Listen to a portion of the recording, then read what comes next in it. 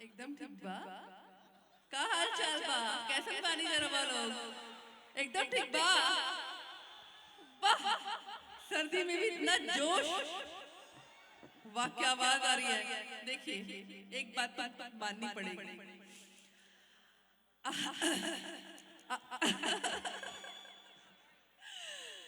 अभी फिलहाल दिल्ली में थी मैं।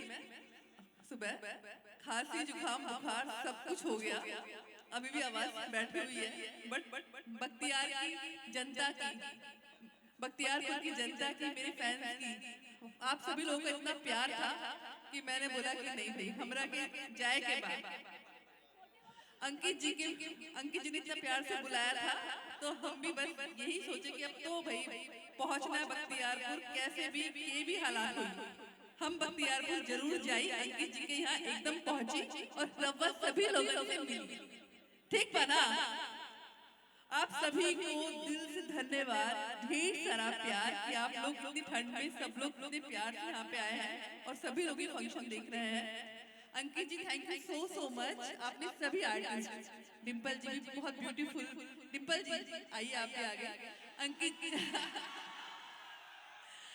अंकित जी आपने सभी आर्टिस्टों को बुलाया यहाँ पे, इसलिए तहे दिल से आपको सबसे पहले धन्यवाद। और इतनी कड़ाके की ठंड में आप सभी लोग यहाँ पे दिल से आप लोगों को बहुत सारा प्यार और धन्यवाद। अब बस फंक्शन ऐसे ही चली आगे और भी बढ़ी और हम चाहिए कि डिम्पल जी भी आगे आई हो। जाए डिम्पल जी, डिम्पल जी पीछे मत रहा, आगे जाए। आवा हो डिम्पल जी। डिम्पल जी मेरी बहुत अच्छी दोस्त है, बहुत ही ब्यूटीफुल एक्ट्रेस है और इनके गाने आवाज तो माय गॉड, उनके सारे एल्बम मूवीज एक के बाद एक हिट।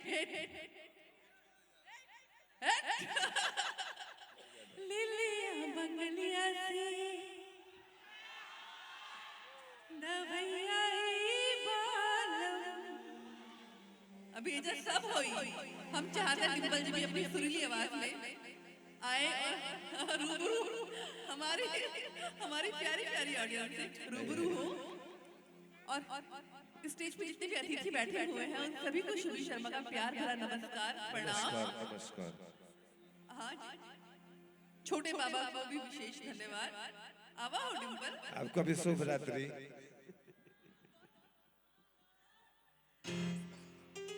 अरे सबसे पहले तो आप सभी को मेरा प्रणाम है और हैप्पी पूर्णमासी। और छोटे बाबा को भी प्रणाम है। हैप्पी थैंक्स टू पूर्णमासी। अंकित जी जो हम सभी कलाकार को आप सबके बीच में बुलाएं और मन तो गदगद हो ही गया सबको देख के। एंड मैं चाहूंगी कि छोटे बाबा भी मेरा साथ देंगे। जब यहाँ पे प्रोग्राम होगा तो छोटे बाबा भी साथ देंगे। अरे लड़का ये से तार साथ तेरे को याद करना है तेरे बराबर। तो आप मेरा साथ नहीं देंगे? एकदम साथ देंगे। जब बचपन से साथ दिए तो आज भी देंगे। क्या? जब बचपन से साथ दिए तो आज भी साथ देंगे। बिल्कुल आपको देना पड़ेगा, आरा जिला का बात है। एकदम देंगे। और जितने भी अतिथिगण हैं हमारे स्टेज पे उनको मेरा प्रणाम है और चाहूंगी कि मुकेश जी लीजिए आप रूबरू होइए। आप बहुत बहुत धन्यवाद। आप अभिनय भी अच्छा करते हैं, गाते भी अच्छा हैं। आज मुझे पता चला कि आप घोषणा भी अच्छा कर लेते हैं, इसलिए आपको दिल से धन्यवाद डिम्पल जी। और सुभी जी का इतना व्यवहार सरल है, बहुत जो दिल में बात रहता है छोटे बाबा खुल के बोलते हैं। डिम्पल का कलाकार को ही होना चाहिए मुकेश। डिम्पल जी का एकदम सिंपल व्यवहार है। सिंपल व्यवहार है और वहाँ के सरल व्यवहार है। डिम्पल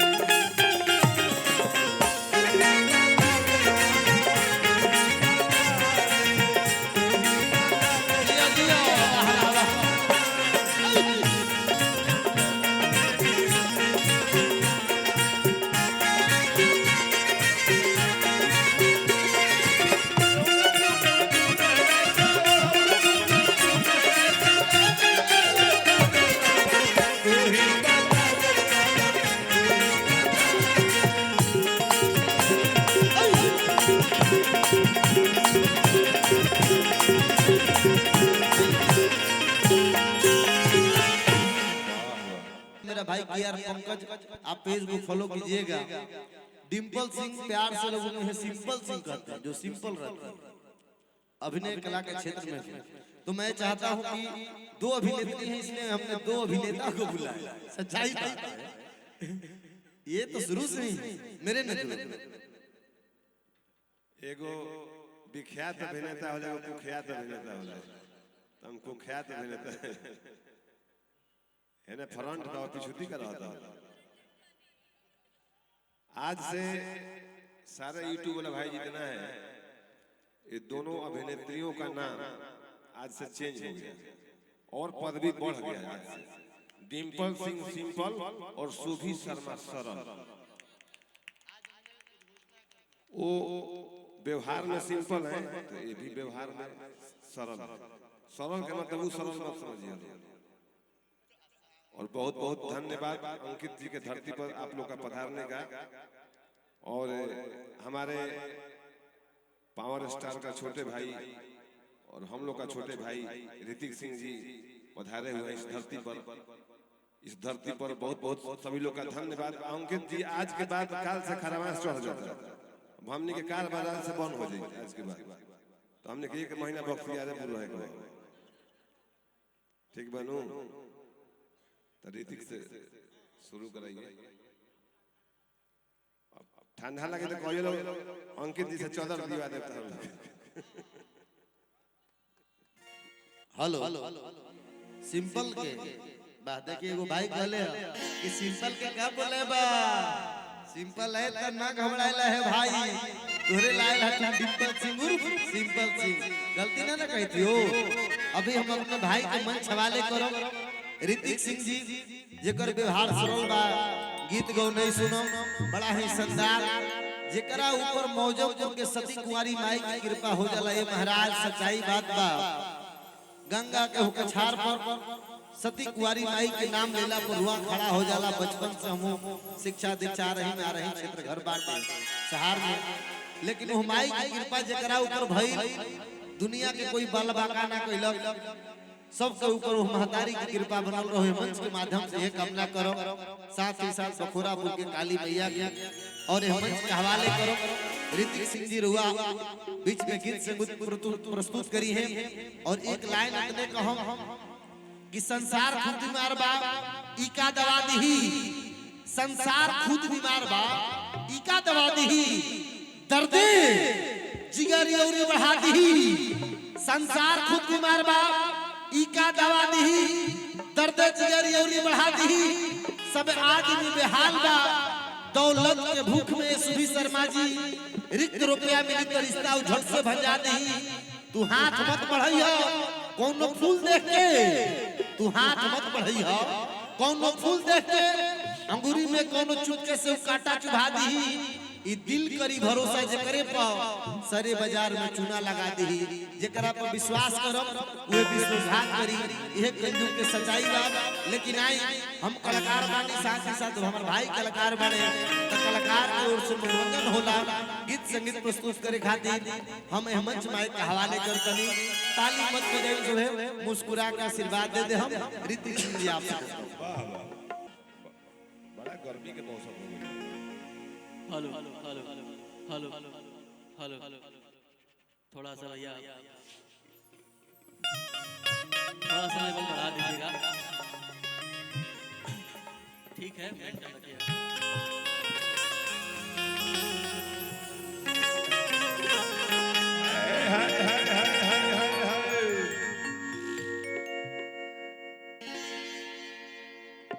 ये अवोध वाला ऋतिक की तरफ से आप सब तमाम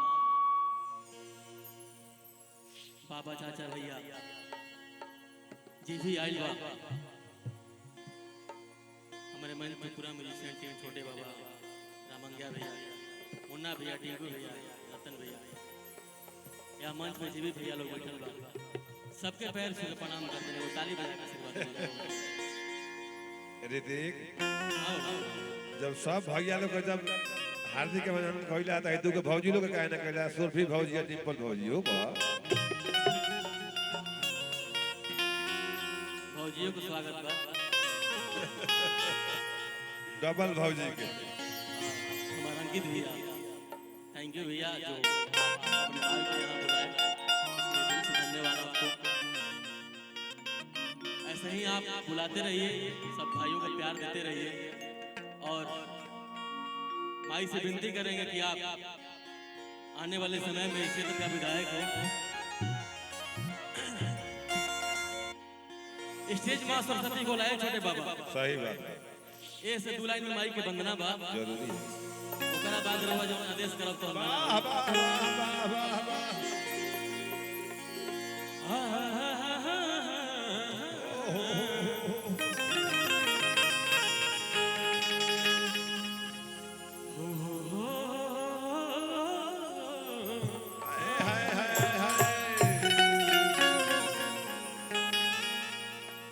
कि सरदा भवानी राखा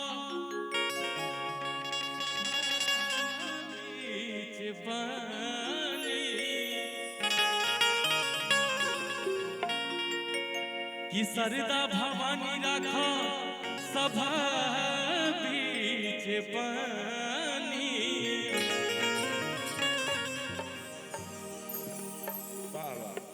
दोनों हाथ जोड़ पड़ी पैया मैया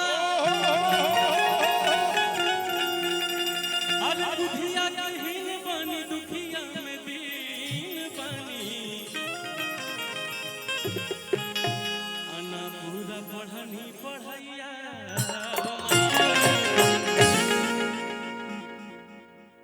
माई के बस दो लाइन में भजन भाव करा बाद तमाम गीत आइल बाड़ी सब जौन गाना के खूब ज्यादा प्यार मिलता है बहुत बहुत भैया थोड़ा सा माइक में देख लीजिएगा पूरा प्रॉपर साउंड नहीं सुनाई दे रहा है गाते टाइम आवाज नहीं आ रहा ये सब मॉनिटर में थोड़ा मिला दीजिएगा हेलो ये माइक भी कट हो रहा है hello hello hello hello hello hello hello hello की बनिया सदन माई तनिया